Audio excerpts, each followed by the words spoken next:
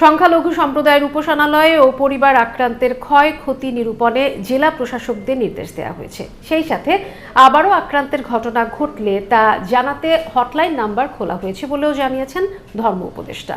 এদিকে দায়িত্ব পাওয়া প্রাথমিক ও গণশিক্ষা এবং পার্বত্য চট্টগ্রাম বিষয়ক উপদেষ্টা সোমবার নিজ দপ্তরে কর্মপরিকল্পনার কথা জানান।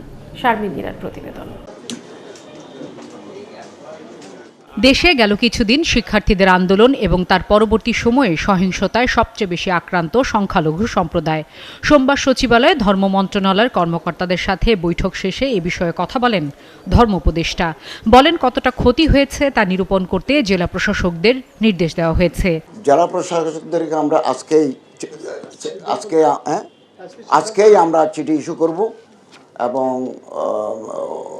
চিঠি আসলেই আমরা সংখ্যাটা জানতে পারবো যে কতটা উপাসনালয়, কতটা বাড়ি ক্ষতিগ্রস্ত হয়েছে এবং তাদের পুনর্বাসনের উদ্যোগ আমরা কতটুকু নিতে পারি এই ব্যাপারে আমরা পরবর্তী সিদ্ধান্ত নেব।